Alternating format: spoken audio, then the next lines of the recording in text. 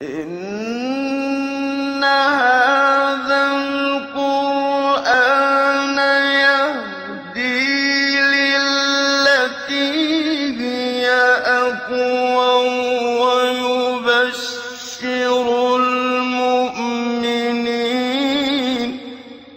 ويبشر المؤمنين الذين يعملون الصالحات أن لهم أجرا كبيرا.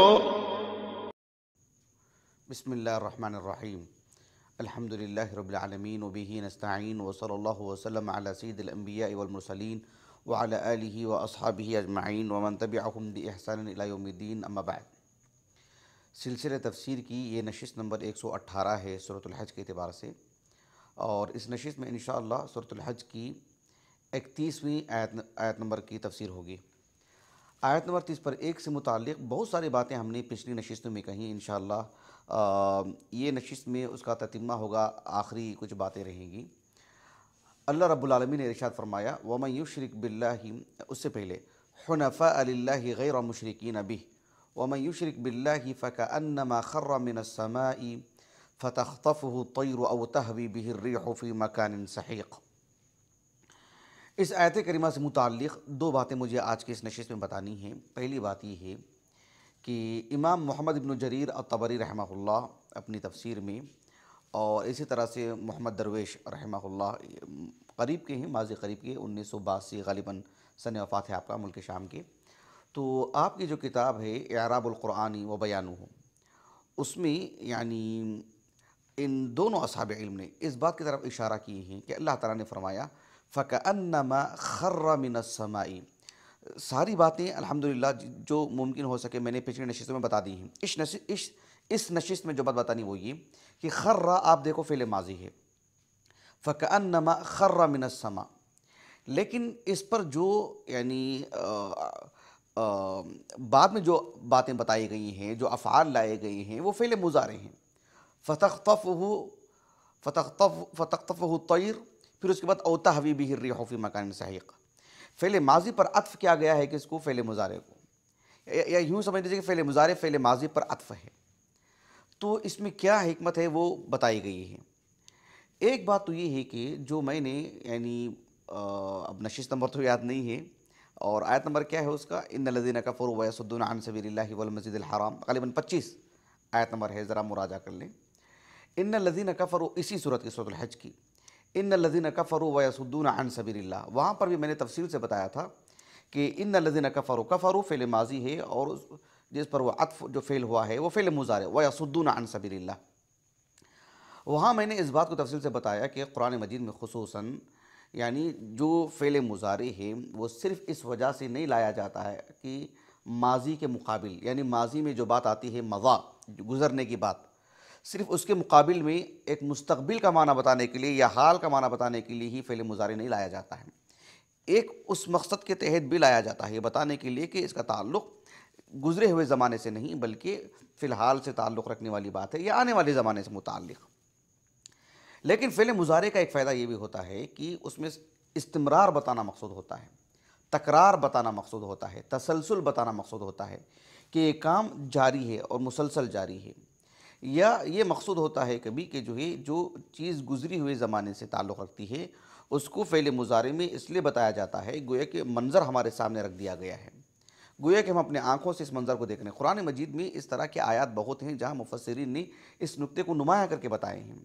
تو محمد ابن جریر الطبری رحمہ اللہ نے بھی اس جانب یہی بات کہی ہے، اور پھر یہ بتانے کے لیے کہ آدمی تو گر گیا ہے لیکن اس کے ساتھ جو صورتحال واقع ہو رہی ہے، جو اسے اذیت پہنچ رہی ہے، جو اسے ضرر پہنچے گا، وہ تسلسل رہے گا اس میں، مطلب وہ نقصان ہی کا شکار ہو کر کے رہے گا. یا یہ مقصود ہے کہ جو ہے جیسے کہ یعنی محی الدین درویش رحمہ اللہ نے کہا کہ فَتَخْطَفُهُ الطَّيْرُ، اس کو فعل مضارع اس لیے لایا گیا، حالانکہ خرّ فعل ماضی ہے. تو فَتَخْطَفُهُ الطَّيْرُ اس کو فعل مضارع میں اس لیے بیان کیا گیا کہ اس کی جو یعنی بدحالی ہے اور اس کی جو شناعت ہے اور اس کی جو مطلب ایک طرح سے جو یعنی جس خطرناک صورتحال سے وہ گزرے گا اس کو ہمارے سامنے رکھا گیا ہے، گویا کہ منظر ہمارے سامنے ہے، ہم اس تصویر کو دیکھ رہے ہیں، ہم اس صورتحال کو بالکل اب فی الحال ہمارے سامنے ہے، ہم منظر ہمارے سامنے ہے۔ تو یہ اس کا مقصود ہوتا ہے فعل مضارع کو لانے کا۔ یہ ایک بات ہو گئی آج کی اس نشست سے متعلق۔ دوسری بات جو بتانی ہے اس نشست میں وہ یہ کہ اللہ سبحانہ و تعالیٰ نے جو اس آیت کریمہ میں بات بیان فرمائے ہیں کہ وَمَن يُشْرِكْ بِاللَّهِ فَكَأَنَّمَا خَرَّ مِنَ السَّمَاءِ، جو شخص اللہ رب العالمین کی عبادت میں کسی کو شریک ٹھہراتا ہے اس کی مثال ایسی ہی ہے جیسے کہ وہ آسمان سے کوئی آدمی گرا ہے، کوئی اوپر سے گر گیا ہے کافی بلندی سے۔ اب اس کا ہلاک ہونا طے ہے، اور ہلاک کی دو صورتیں وہاں پر بتائی گئی ہیں۔ مقصود یہاں پر کیا ہے؟ یہ ہے کہ اس آدمی کی نجات نہیں ہے، اس آدمی کے لیے معافی نہیں ہے۔ جس طرح سے ایک بلند جگہ سے ایک آدمی گر جاتا ہے تو اس کو درمیان سے پرندے کھا کر کے ختم کر دیں، یا جو ہے ہوا اتنی دور جا کے پھینک دے کہ اس کا نام و نشانی نہیں۔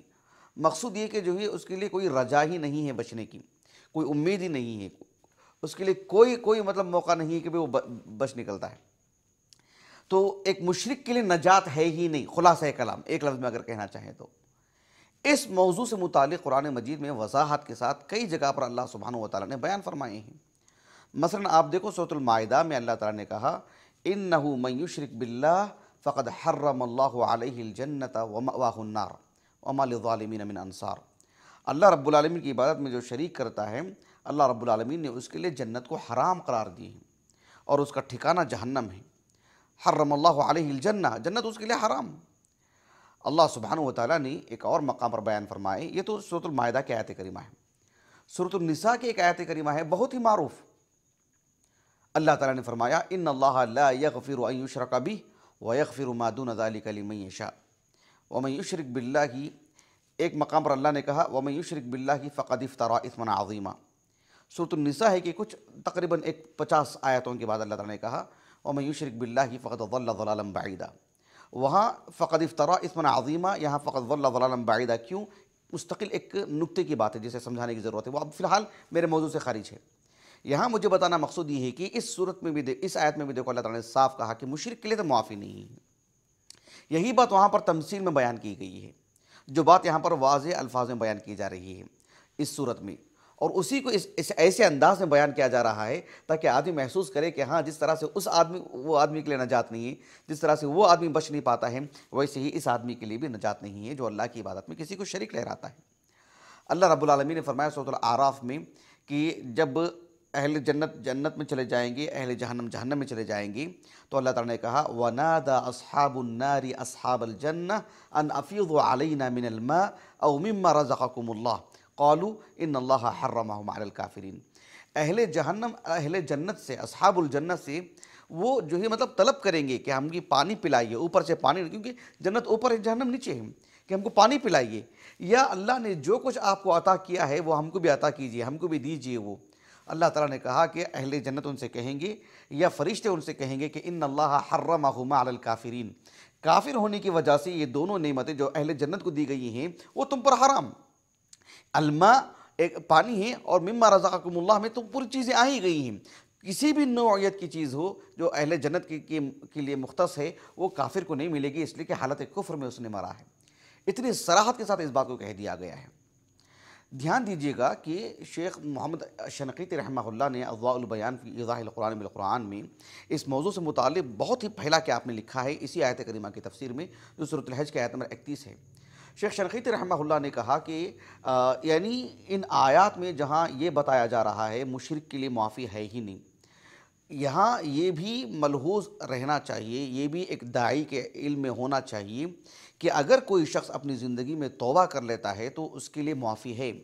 اللہ رب العالمین شرک جیسا عظیم گناہ بھی اس کی زندگی سے مکمل طور پر ختم کر دیں گے، کل عدم کر دیں گے، گویا کہ اس کا کوئی گناہ ہے ہی نہیں اگر اس زندگی میں توبہ کر لیتا ہے تو۔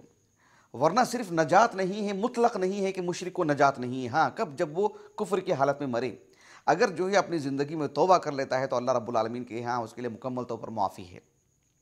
اللہ سبحانہ و تعالیٰ نے سورۃ الانفال میں بیان فرمایا اللہ کے رسول سے کہتے ہوئے صلی اللہ علیہ وسلم کہ آپ لوگوں کو اس بات کو کھول کر کے بتا دیں، بیان کر دیں، واضح کر دیں، اور اللہ رب العالمین کا یہ پیغام سنا دیں کہ قُلْ لِلَّذِينَ كَفَرُوا إِن يَنْتَهُوا يُغْفَرْ لَهُم مَّا قَدْ سَلَفَ، کہ آپ کفار سے کہہ دیں کہ جس راہ پہ وہ چل رہے ہیں، جس روش کو انہوں نے اختیار کر رکھی ہے، اگر اس سے وہ باز آتے ہیں، توبہ کر لیتے ہیں، رک جاتے ہیں، معافی مانگتے ہیں اللہ تعالیٰ سے، تو پھر یغفر لہم ما قد سلف، زندگی بھر کا جو کچھ ان کا معاملہ رہا ہے سب جو ہے صاف کر دیا جائے گا، ختم کر دیا جائے گا، زندگی میں اگر توبہ کر لیتے ہیں تو۔ اس موضوع کی بھی آیات قرآن مجید میں بہت ہیں۔ آپ دیکھو مثال کے طور پر سورۃ فرقان میں کتنی تفصیل سے بیان فرمایا اللہ تعالیٰ نے۔ اللہ تعالیٰ نے کہا اہل ایمان کی، عباد الرحمن کی صفات بیان کرتے ہوئے، والذین لا يدعون مع اللہ الہا آخر ولا يقتلون النفس التي حرم اللہ الا بالحق ولا يزنون ومن يفعل ذلك يلقى اثاما۔ اب یہاں سے دیکھیں ومن يفعل ذلك يلقى اثاما، اس میں شرک بھی ہے، ومن يفعل ذلك يلقى اثاما يضاعف له العذاب يوم القيامة ويخلد فيه مهانا۔ اب دیکھو الا من تاب وآمن وعمل عملا صالحا فاولئک یبدل اللہ سیئاتہم حسنات وکان اللہ غفورا رحیما ومن تاب وعمل صالحا فانہ یتوب الی اللہ متابا۔ ایک طرف تو اللہ نے یہ بات کہی کہ جو ہے اہل ایمان وہ ہوتے ہیں جو اللہ کی عبادت میں کسی کو شریک نہیں کرتے، لیکن کوئی شخص اللہ کی عبادت میں کسی کو شریک کر لیتا ہے تو وہ گنہگار ہے، وہ آثم ہے، اس کو اللہ رب العالمین ذلیل کریں گے، گناہ کو اس کے عذاب کو بڑھائیں گے، جس کا بھی وہ حقدار ہوگا، اللہ سبحانہ مستحق ہوگا، اللہ رب العالمین اسے سزا دیں گے۔ ہاں اس دنیا میں رہتے ہوئے وہ توبہ کر لیتا ہے، ایمان لاتا ہے، عمل صالح اختیار کرتا ہے، اس کا وہ گناہ جو ہے نیکی میں بدل دیا جاتا ہے، سبحان اللہ العظیم۔ تو یہ بات اللہ رب العالمین نے سورۃ الفرقان میں کہی۔ اللہ تعالیٰ نے سورۃ المائدہ میں فرمایا لقد کفر الذین قالوا ان اللہ ثالث ثلاثہ وما من الہ الا الہ واحد وان لم ينتهوا عما يقولون ليمسن الذین كفروا منهم عذاب علیم افلا يتوبون الى اللہ ويستغفرونه واللہ غفور رحیم۔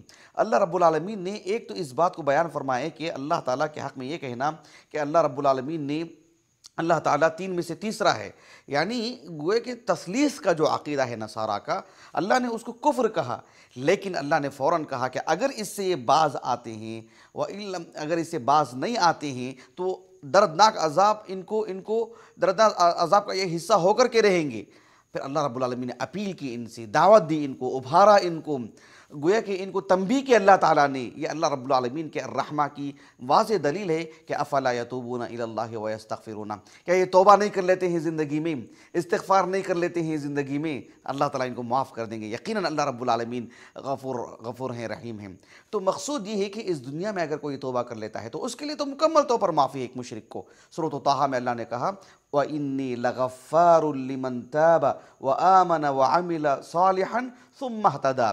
اللہ پر ایمان لاتا ہے، عمل صالح کرتا ہے، پھر جو ہے راہ حق پر قائم دائم رہتا ہے، اللہ رب العالمین اتنا عظیم گناہ شرک سبحان اللہ، کتنا عظیم گناہ اندازہ لگائیے کہ اس کو اللہ رب العالمین معاف کر دیتے ہیں۔ آخر میں ایک بات میں جو بہت اہم ہے وہ بتانے جا رہا ہوں، جیسے خود شیخ شنقیطی رحمہ اللہ نے کہا اضواء البیان فی ایضاح القرآن بالقرآن میں، کہ ایک شخص وہ جو کفر کی حالت میں مرتا ہے، وہ شخص جو ایسے وقت میں توبہ کرتا ہے جب وہ دیکھ رہا ہے کہ موت اس کے ارد گرد گھوم رہی ہے۔ اس کو کیسے معلوم کہ موت آ رہی ہے؟ مان لیجئے کہ وہ حالت بستر مرگ پر ہے، وہ آخری حالت ہے، بالکل موت کے فرشتے کو سامنے دیکھ لیا ہے، یا مان لیجئے کہ جو ہے بالکل کسی ایسے حادثے کا شکار ہو گیا ہے کہ اب تب میں اس کی موت آ ہی جائے گی، کوئی اس کے لیے سراغ نہیں ہے بچنے کا۔ اب وہ کہتا ہے کہ نہیں میں توبہ سے، شرک سے توبہ کرتا ہوں، تو وہ صورتحال کہ وہ کفر پر مکمل طور پر ایک آدمی مر جاتا ہے، وہ بھی اللہ کے ہاں نافرمان ہے۔ یعنی ایک آدمی کفر کی حالت ہی میں مرا، اس کے لیے بھی ہمیشہ کی جہنم، کبھی جنت نہیں، اور اس کے لیے بھی جو اپنی موت آنے سے پہلے ہی وہ توبہ کر رہا ہے، لیکن موت آنے سے پہلے کب؟ جب موت کو دیکھ لیتا ہے تب۔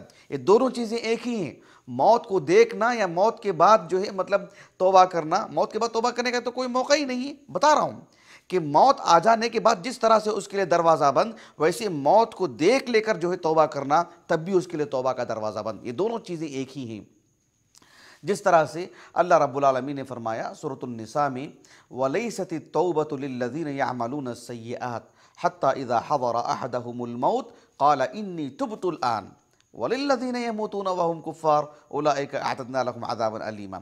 اللہ رب العالمین نے کہا کہ إِنِّي تُبْتُ الْآنَ، یعنی موت کو دیکھ لینے کے بعد، حَتَّى إِذَا حَضَرَ أَحَدَهُمُ الْمَوْتُ، یہ تعبیر ہے جب موت مکمل طور پر اس کے سامنے ہے، اب وہ دیکھ رہا ہے کہ اب مجھے کسی طرح کا میں اپنے آپ پہ قابو نہیں پاتا ہوں، بول نہیں پا رہا ہے، کسی کا جواب دے نہیں پا رہا ہے، اب تب میں 2-3 منٹ میں اس کی موت آ جانے والی ہے مکمل طور پر، یعنی صرف ایک معمر آدمی کی بات نہیں کر رہا ہوں کہ جو ہے حالت بستر مرگ پر ہے، اب جو ہے حالت موت کے قریب آ رہی ہے، کسی ایسے حادثے کا بھی وہ شکار ہو جا رہا ہے۔